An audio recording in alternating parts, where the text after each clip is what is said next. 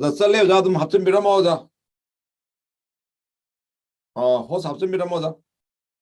자, 이제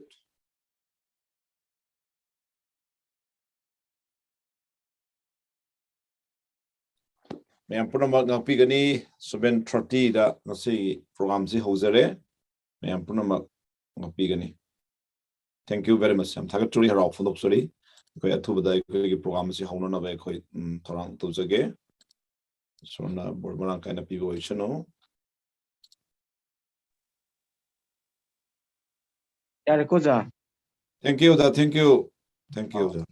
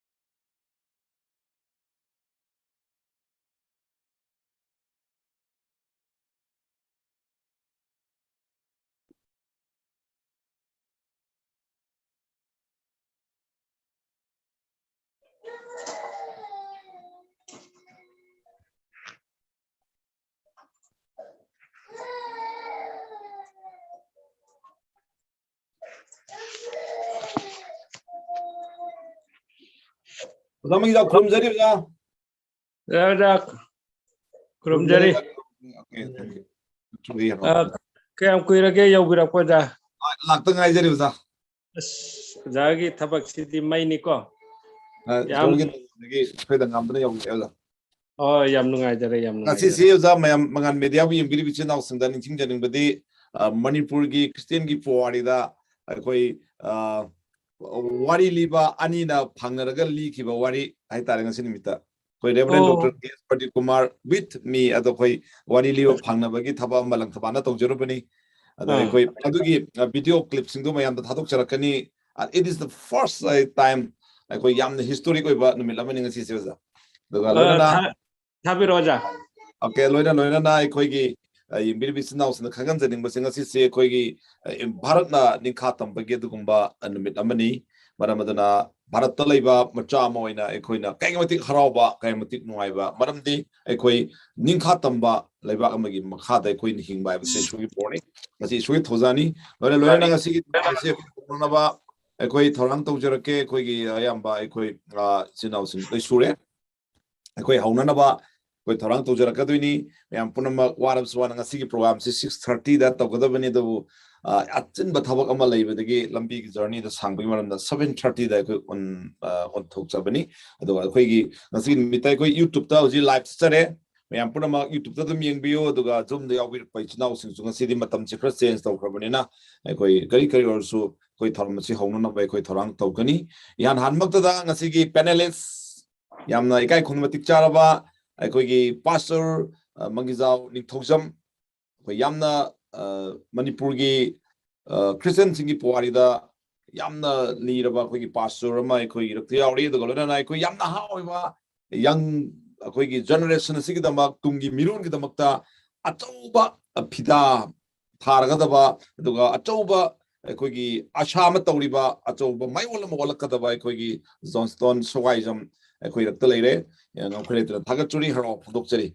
akoi yumsa kesen mike koi yumsa kesen 48 Wednesday akoi thormasi koina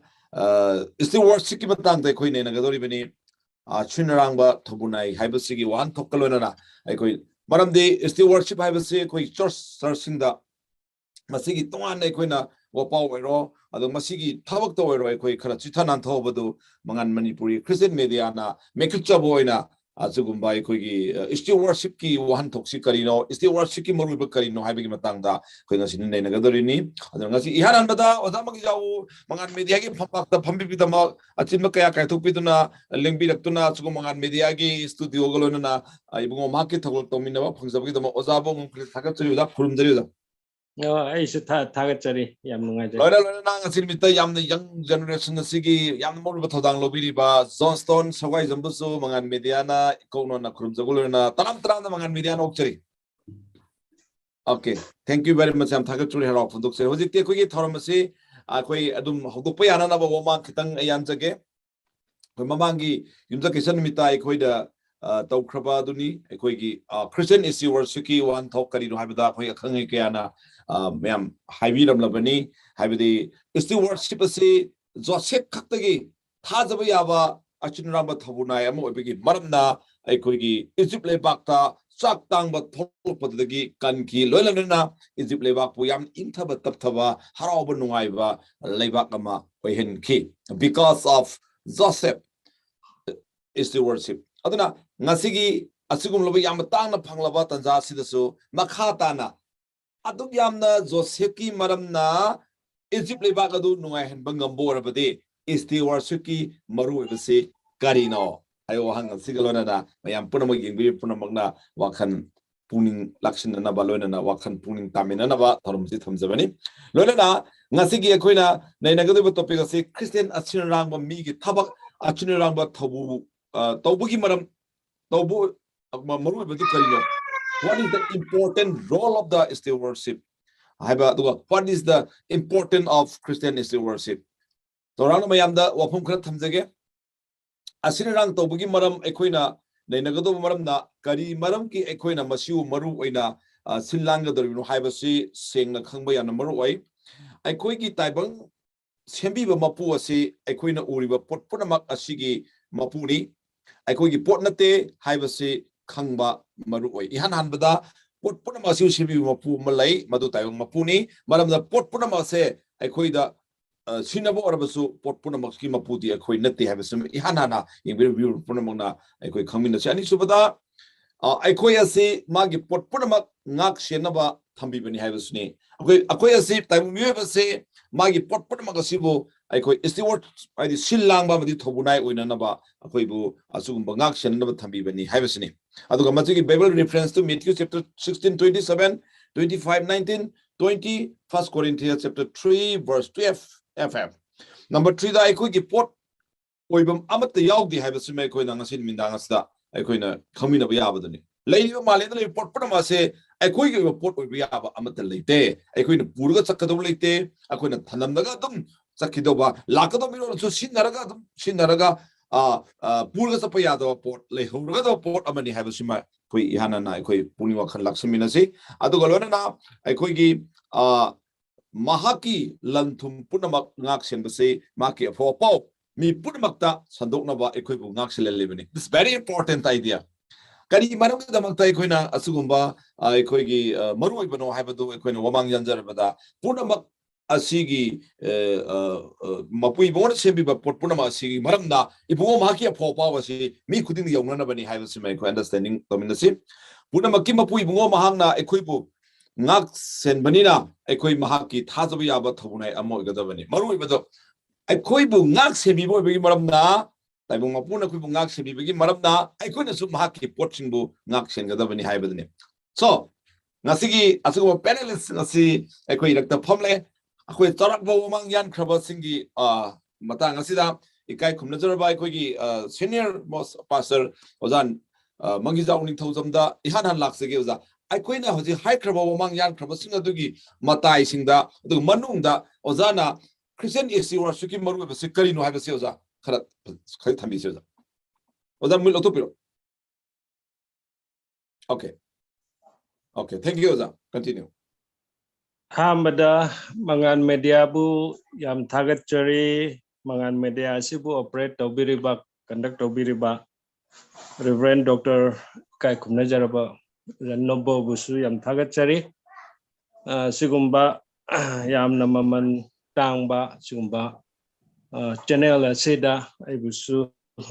sigi topic asida stewardship asinarang haibusigi topic asida ibusu panelist ama oina ai matik tisade ndumapu jana sigumba thodang ama pirakpasida ai yamna harauna di sarukti yajare isu ya wajage yaujage haina haibadagi ai hojik matam se sona pibiduna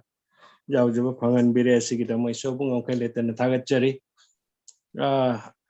yamna fajaba topic amasu ojana ngasigi numisida khandok pire Christian steward Christian singi asin arang haibasigi matang asida masi mamangda ojana ngasigi engkawa biriba koi Reverend Dr. Ojano Bona su highlight oina keynote oina wafam yamna marik chumba wafam maduda pulap subsin basu yaraba adugumba amani maduna su yamna meaningful oiba matik chaba adugumba keynote amani ojana engka na thambikiba wafam adu adubu kitang akoi khanan nainarabanina kitang expand oina akoina yam kitang vas oina akoi adum yangminarabada taminarabada akoi masigi word what asimak asisu steward haiba asimak sisu masigi masigi word asi English ki word oidabe Scottish makoigi loan oiba dugumba ni haidana dumaina hai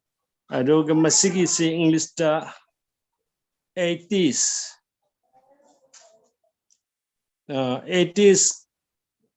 adai dagi English word oina masi changlakhi haina id sinaba horakhi haidana 80,000s adudagi ko English word oina masi sinalpa horakhi haidana adumaina thengnajai aduga masigi word asimak asigi word asi stick haina English ki ariba londa da stick stick haina su adumaina hai aduga stick haibase house hall aduga word haiba wait haina su adumaina dum pane English ki ariba English ki londa da masigi si pulap punsi leharga steward STIWARD steward aduga steward hojika hoji akoina sinariba steward haibase aduna masigi word asi English Oxford ki dictionary da Cambridge dictionary da akoina amug yengba matamda masigi word asimaki meaning asi kanagumba misak amana magi akangnaba thabak amada service pinana bagidamakta mi amabu or mi kharabu sizinaba maroina kanagumba mi amasi chief jahaz gumba aduga aircraft gumba train gumba adugumba gi manung sing aduda madugi mafam sing aduda makoi sing asina miyam gi seba tonanaba mapu dugi ne mabu ne iba missing adugi mahut chili haraga missing da service seba tonana na bagi damakta adumaina tauriba missing adubu steward haina adumaina khangnai adu masigi se aikoina muk Genesis ta aikoina biblical reference biblical term da aikoina yeng bataragadi aikoina Genesis 2:15 Genesis ki mayron gi ani gi tara manga sida aikoina yeng bataragadi maduda aikoina uba phangiba si to serve the garden in which we have been placed aibadi aikoi isona mioy by koi si magi mitam lorega Genesis 1:26 ta koi uba phange mioy by koi si mapu mana mitam lorega mama ki mitam lorega malem upuna si tasilaga sembiraba matungda ahambada nipaw semi adubu ani suba matamda ani subada nipa adubu komlen kun tan tha lerga mangondagi nipa dudagi khadoktuna nupi haina senkhiba hakchang amadagi hakchang ama muk khadoktuna sembiki haibasi aikoina Genesis aduda kono bo phangi aduga mioiba khoisi sembire adugi mamang aduda laisemba mapu mana nongthakta laiba aduge atiada laiba aduga loinana malem sida laiba aduga nongkha sida laiba kuding maksingasi mapu magi mating magun chawba magi kindagi thokpa wahina malem asi sembiki lairo oiro haina haibire haraga aduda mapu mana malem asi sembiki universe haibasi sembiki asumna sembiraba matungda mioi basu sembire adugi mamang aduda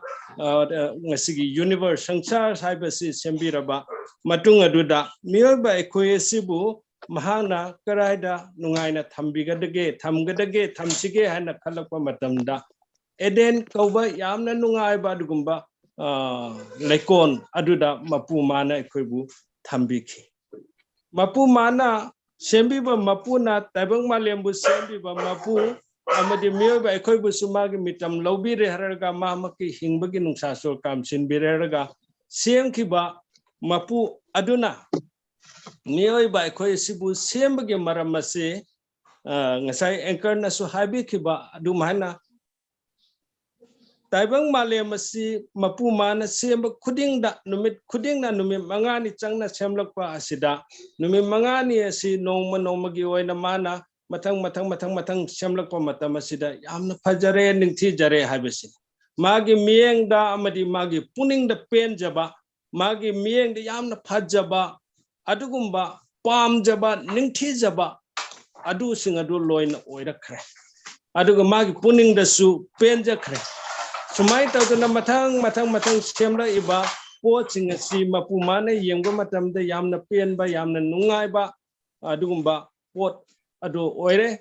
adu hariba poching si mathang semla ba matungda mioibe khoiche sembi kibani taru misuban balasi masi mioibe khoiche sembagi maramasi taibang semba mapu asina mana sembi khraba khusem sing asi yamna special oina magi mathangda mahakumna mapu mak mamakumna mana sembiraba taibang malem asibu sembiraba mana lehenbiraba poching asi mana yengsinna bagidamakta se samna haraga sanga uche goya aduga environment hairasi environment haipan leipan upawapan khuding maksing asi mapugi athangi matungina mapuna pambagi matungina taibang semba mapuna pambagi matungina pumna maksinga sibu kahendana thamnana na bagida makta amadi yengsinna na bagida makta makhoi bu yamna care lawre herga yeng sinduna thambina na bida makta ngapi sendina na bida makta yokpi thapina na bida makta mapu mana mil bai koi si okay adu pibiki okay yam nungai ra mama thang raw dong lak sake za koi oza na haibi si asana wa hantok yam ma hantok pikre taibuk mapuna mi sembegi maramdi karino hybrid taragadi taibuk mapuna sembi potpuna masiki yengchin na ba madugi isu worship tawna na ba mapui bungo asi lei haibasi khangna na ba mapui bungo gi thabak puna mak tawna na ba thwaina na ba sembi begi maram mani haina oza na puthok pikre thengko yam thagasin oza akoi matam se oza dum yamna tena tawbani na mathang round da dum oza na supplement tawbiyo thank you very much thagasin round pass round yona ado ekoi mamang tu sukoi nei nakrabani na akoi wan thokti nei nakre hozik Christian is the worship maru ibasi karino haibasni akoi hozik si isorgi macha ama oire akoi isorgi macha ama oire aduga Christian ama oire haibdi isorgi imungi mi ma oire ado oba taraga di Christian is the worship maru ibasa akoi Christian singna haibas akoi na haipet wamang yang krabasing adu Christian lama oina akoi is the worship asi karumba mai on the sali oda Johnston karo mai on the sali oda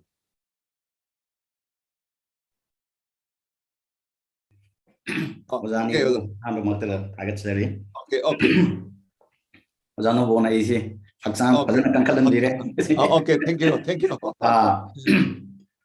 say Christian stewardship ke matang se ozamangi jawna so thambire marandi akoina khangba yabase stewardship ki pochi karba matam da hawrakibno harenga sai ozana su pv ge ba ngasai Genesis 1:26-28 chida miyu kunaida pap latringaida ishorna akoida sinarma thoda amne ngachi church life ta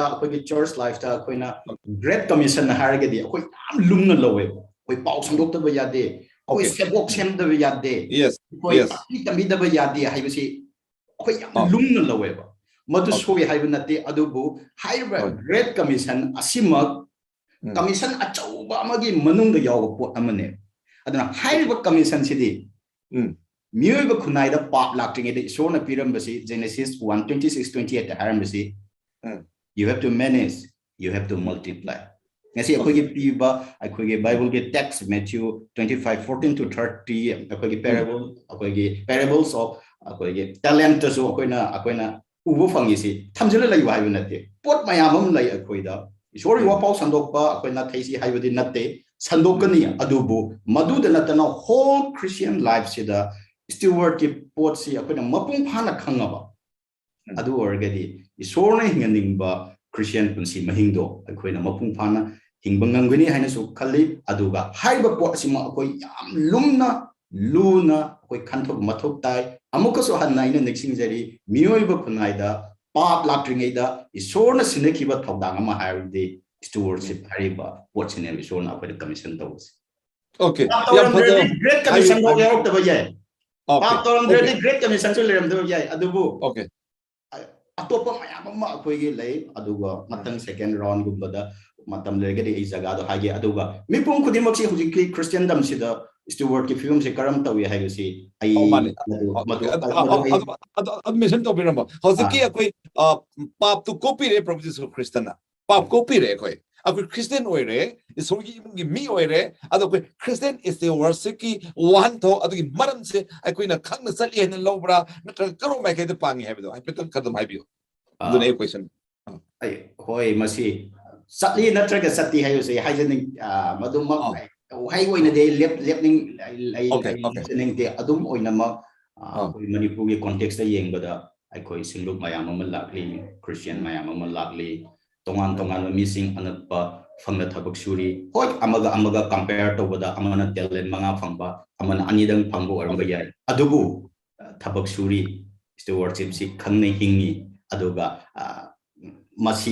masida changanda buso hotnari haibasi oina I thamjage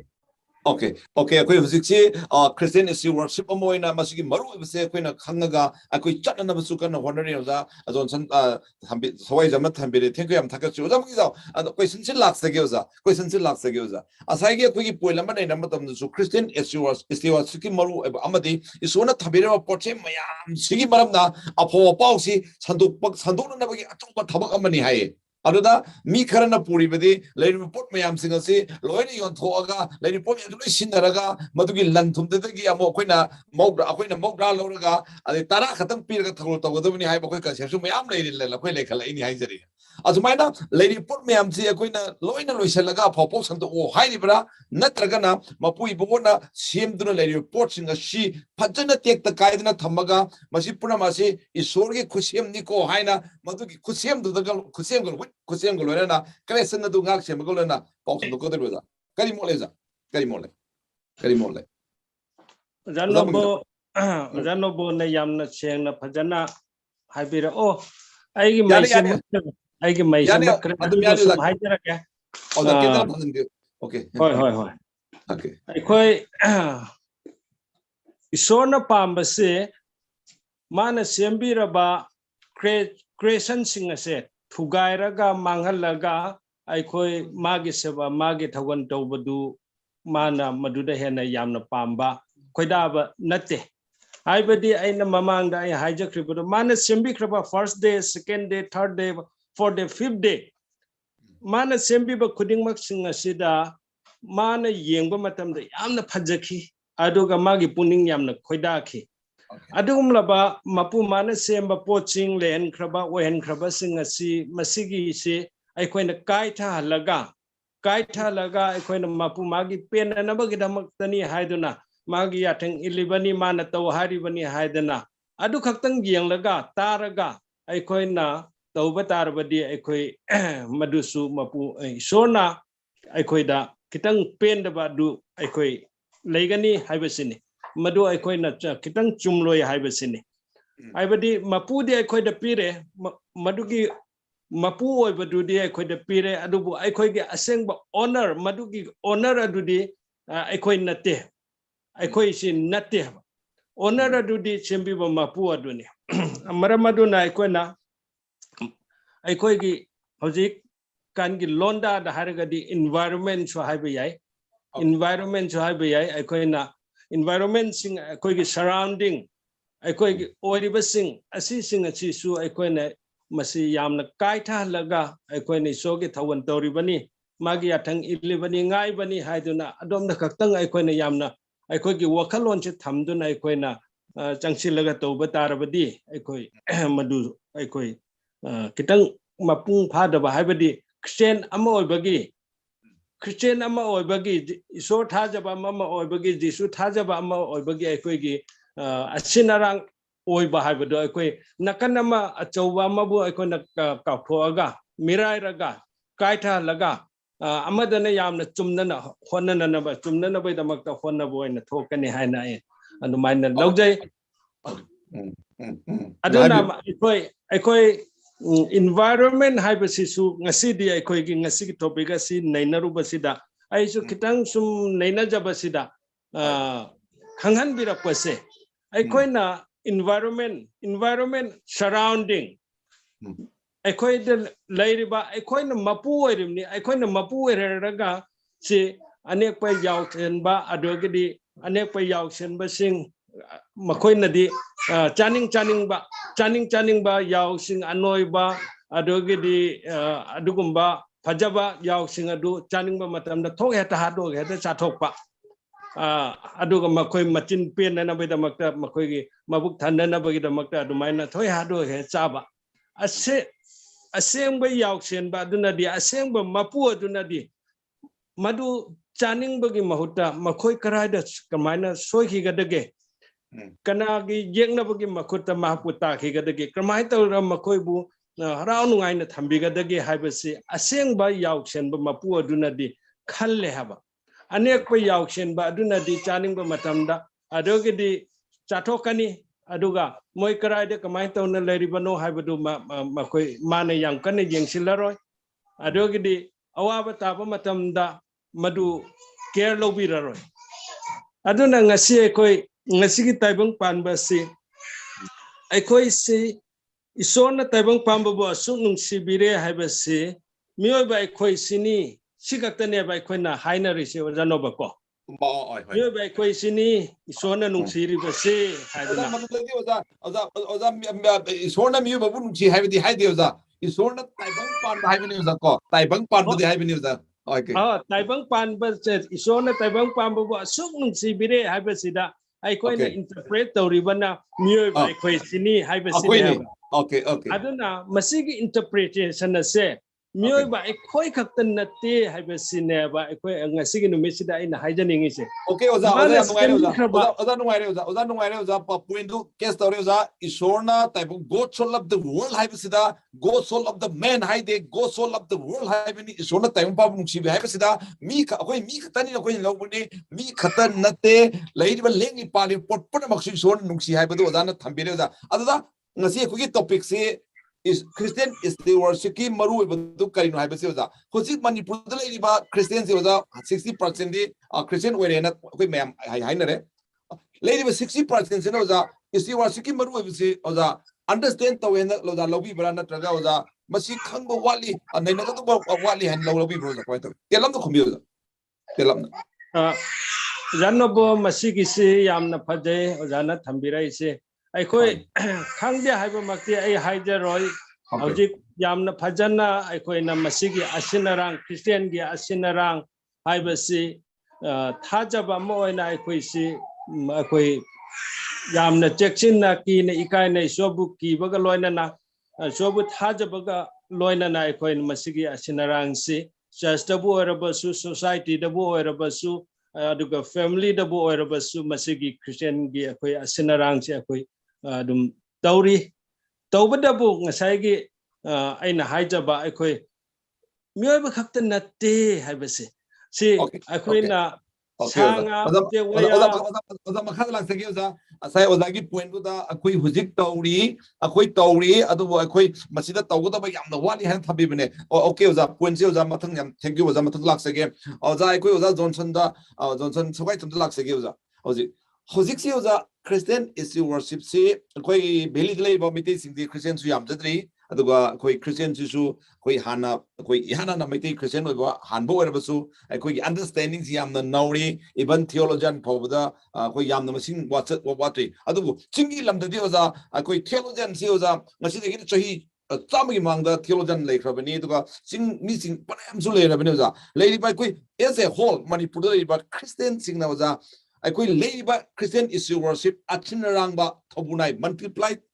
tawbagi wakalon asida yamna satli han lobi ba natragana leijeriba natural resource mayam singa se aina aigi oizaba hena phangna ba honaraga akoi resources mayam singa se aina su puba yaroidaba adu Christian issue worship ki thabaga se oza taw hen lobi bra taw dia lobi bra oza as a whole in Manipur Dadonsan okay kumbada yamna luba adum khumbi masidi akoi Christian issue worship ni iso to koi sinagrabani akoi sinagraba responsibility ne nang mapu nate hain haigrabani adu mapu gumna akoi loina mapu gumna tawribra natragana isurgi ni haina khangba khallaga tawribra do haibi sen haibi isurgi ni khallaga katokpa isor masak khangna aisi manai ni yenjinaba thambane haiba we wakalda Christian kunsi hing ba mi laitaba nate adumak lai haiba jaga asi hen masing hangalan ba mathau tai aduga marak thana wahang sigi pakumoina karam ba jaga dana akoina yam practical in stewardship to dori basi haibasi so hoji ki present scenario chida present situation chida marandi okay haire ba koi Thoubunai haire loan stewardship haire big loan mayam haire du practical in a quick remind stewardship a quick remind practice the whether hoji ki present scenario chida thengna di ba point chida okay I individual life to we I thobok tobam workplace to we natraga I church life to church to we ministry to we stewardship karamba jaga da aina I tenta no pointer khat thamjage aina su yamna propagate tongning ba idea Christian am oire stewardship oigane haire do kari kari jaga da na koina tawbo ya base mayam lay number 1 aina tawning base haining base ngasai wajan so pangre ai gi paisa ai wealth pi de hare paisa ai ngasai 10% pi gre hare but when it comes to stewardship la kan da de akoina accountable oi doi sia ai ngone le hori 90% de le how I utilize that 90% sia stewardship anga de mo marin su sat kan ne okay 10% pi tok re do le number 1 number 2 da aina haining base ai family responsibilities see the stewardship like mathau tai I think kudum oina ai family responsibility ga hospitality ga akoina jisu da ki ubo phange Nicodemus na acheng ahing da jisu gi da la ko hangoi dri do karino hai de jisu gi family responsibility do khange hospitality accountability okay continue ai kana go ma de ojanu boy de hangoi basu ya ya bas gari ya de ojanu boy thong kilu se das baro ta daure kari khange ne khan ba ya yo khang da ga de adu go family responsibilities stewardship is the ai hospitality good ba quite na maru oiba ina khunba lairaba lai haiba haitaba christian khudimakta oiba ya bai sona sak manana piba harge matam si time si sona pibi ba sigi jaga ahum suba jaga time hariba matam hariba posida agi stewardship agi Thoubunai amorna nongora pung kun mari piri hariba pung kun mari se aina karmana prioritize tawano ai la nai thabakta imungi thabakta church ki thabakta ministry ki thabakta ai si yamna masida sa ko stewardship leiba mathau tai adi khudam oina ai hachang sida paning bade yam lai adu ani dang panjage amana akoi gi morality sexuality akoi fajana masi khangna chapatai christiandom da stewardship leina ama ai gi natte khanna aduga jaga ama hargadi akoi gi chil lai ai wangang sangang se karma mong la ai wangang sangang sina kana gumba amabu yamna helpful ohelebra natraga sina harmful ohelebra ayusia ai haksang gi as a part of ai body sida ai stewardship lergedi ai wangang sina kana gumba sengot sagat pa ataba missing bu nakai sengna sorry go pu ngamgone aduna ai body da sima adagi manga so la in hygiene spiritual gift akoi de so na pivi ba akoi gi khudol mayam lai higher gift si high within nuaite khara amadi gift di haraga phaklang bhawa ka ba yaw phala avne okay if you want to be gift it is not for my name fame wealth adugi native isona single da leiba khuding makpu hena amaga sengot sagat anamba khudol do so achina rang mathok tai ba adai so achina rang mathok tari okay aigi leiba aingona phangliba khudol se siwa aigi natte aina honazabagi natte kana okay gift hiring is spiritual gift hiring aina earn to natte ba adwari masi sina matam sida so aigi steward labor later oiribra Thoubunai oiribra natragana mapu sarga chongi bra yesa okay aroi bataruk suwa jaga sina gospel so na so haigre koi aphago wa pau sandu u haribasida aisi thajaba yaba mi ama oiribra maradi jaga di mayam lai adubo haiba jaga taruk se aigi oina aigi singlup dasu aina insinjaba jaga amane asagi paisa gi matang family responsibility matam hachang gi oiba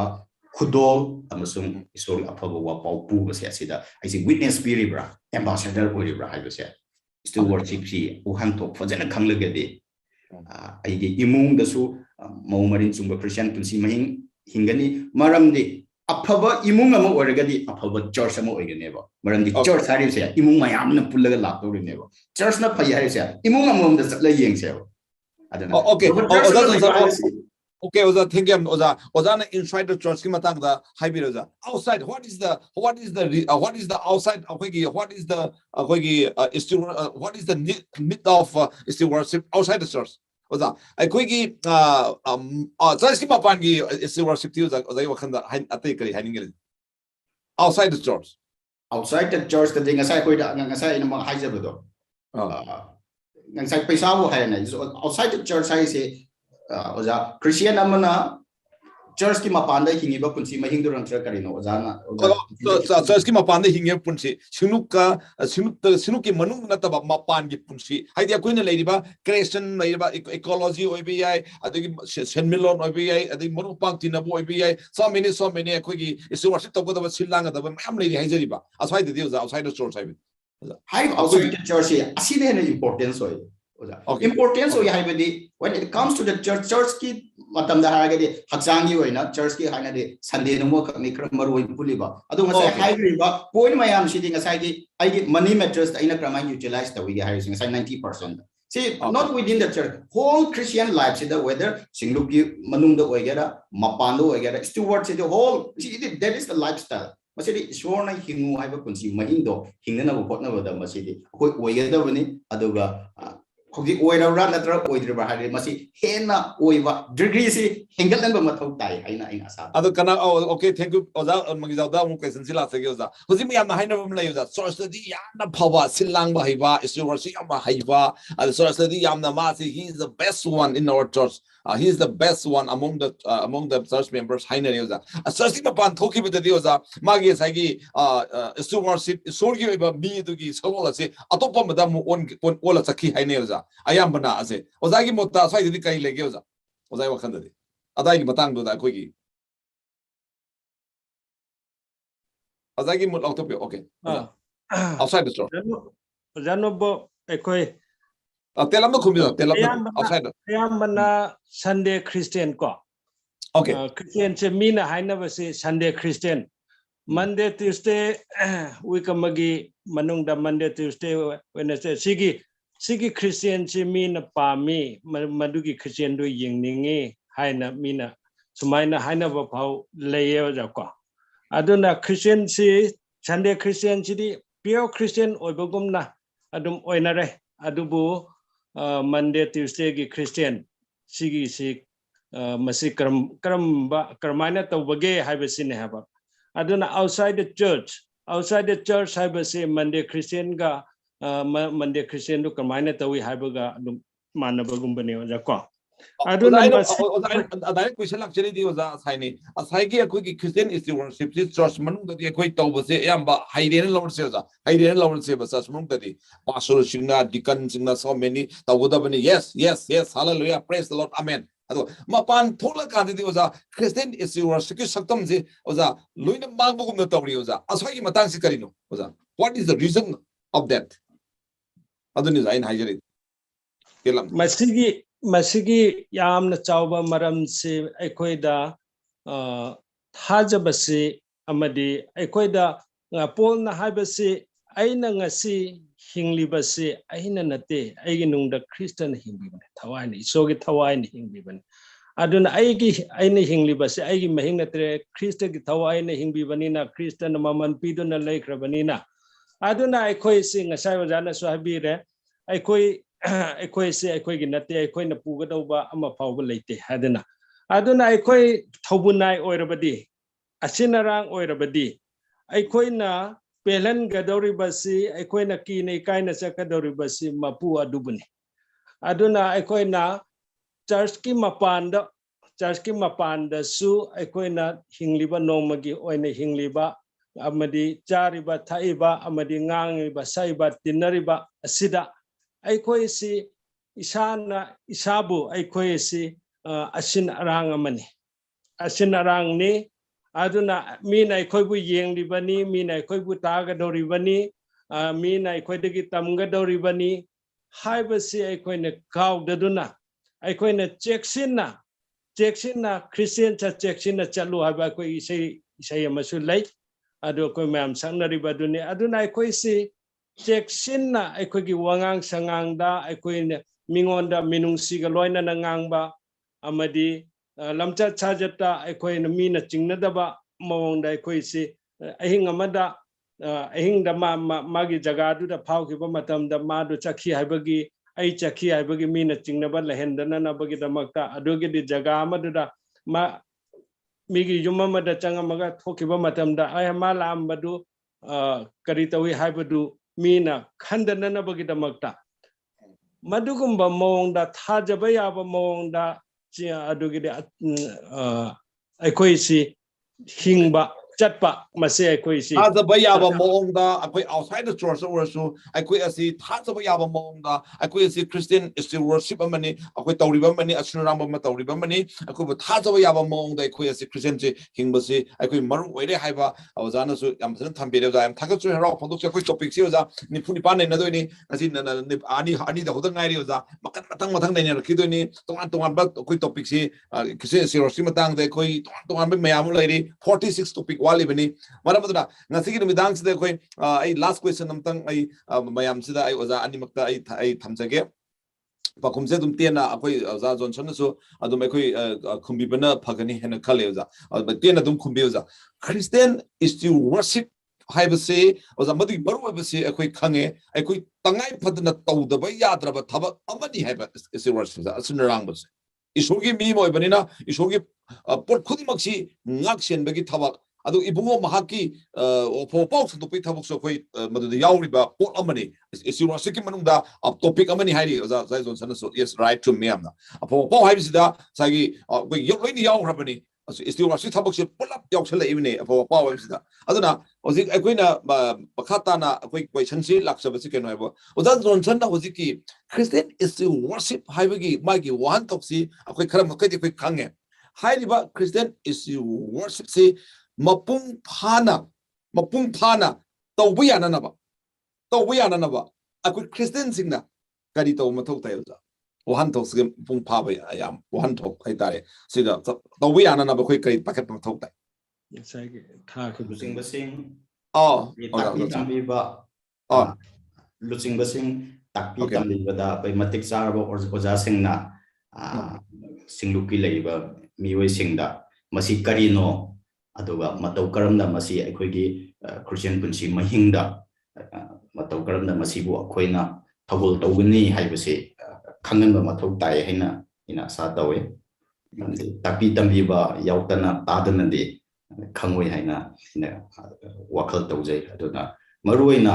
lusing basingi chauba thawta makoigi insin biba makoigi thogot biba ase amatangai fate haina ina sumaina tentana thamse. Okay, akoi Christian sirasuki matangda tapi tambi ba yamna mathok tari nainagada basu yam ma lairi asai oza johnson su panpi kre akoi numa gi hingba punsi gi mi palasida akoi na tawda yam ma akoi lairi adubu akoi sai Matthew chapter 25 da akoi na ukhrabaduni talent phunjanduna thambanu pa do sudau tawdubunu pa do maya kalkak chi mafamda layoina hai ki badugumna akoi Christian akoi su leibe yam film da lairi bani mramdi asai great commission mukti atoba great commission haibadu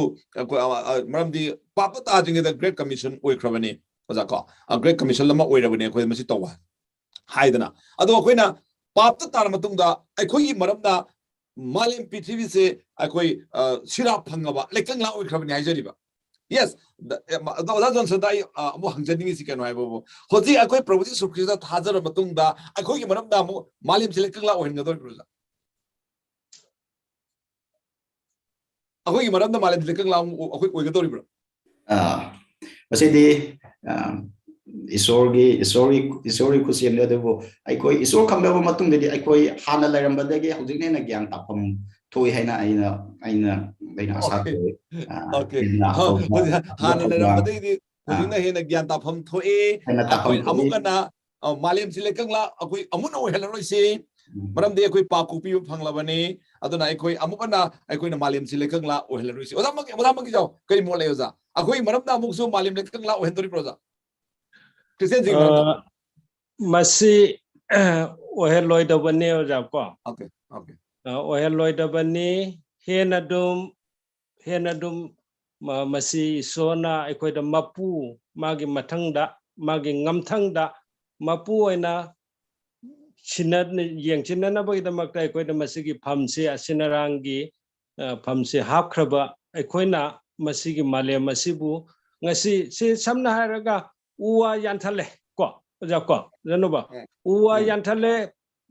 athingba laitana akhakpa laitana pamu ba laitana ko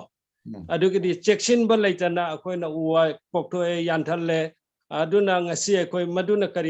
kari fol phange ko ai ngasagi khankaire nongju nungsagi khankaire adugidi uchewaya sanga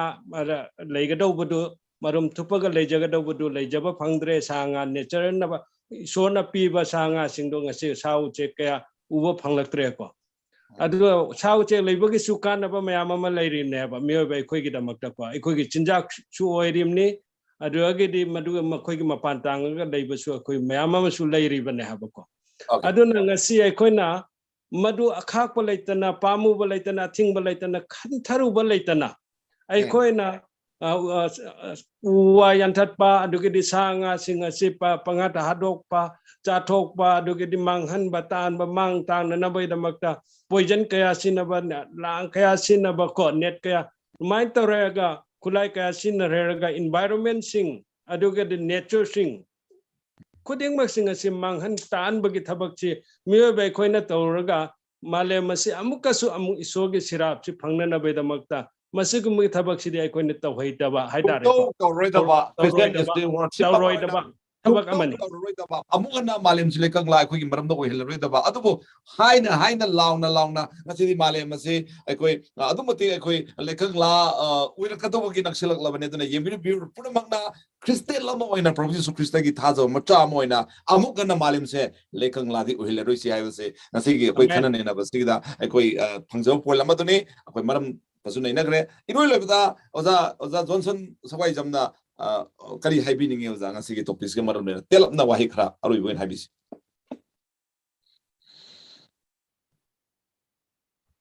ay Bible verse amakat pasage aroy unsuk supabada maroina Christian gi context ta which to worship ki ay Colossians 3:24 sidang pasage amage tentak pa ina haijening bado Colossians 3:24 Maramdi phang thokpa adu mana oina nakhoina ibungo dagi phangani haiba khangi maramdi nakhoina ibungo Kristabu thoganjari adana istuwarsi koina tawribasi aigi nate mapu makeni Krista mahakeni koi khudima nomadi mona maram pigani 10% taiki lothol oi hatu 19% ai maram piraga maram piraga 90% की परम P के तो बने thank you आपका चुरी English पुनः पुनः दांग ना खाओ तो 90% की परम पी के तो बने थैंक यू वेरी मच हम थाका चुरी मुझे जाओ लास्ट वे ना वही अमन इतना हाई भी oh last one na ay na ay subay matam tang pathok sa gyo ja ko jano ba ko adu First Peter gi chapter 4 da ko ay pa jage chapter 4 ki verse 10 dagi 10 to 11 ko madu pathok jage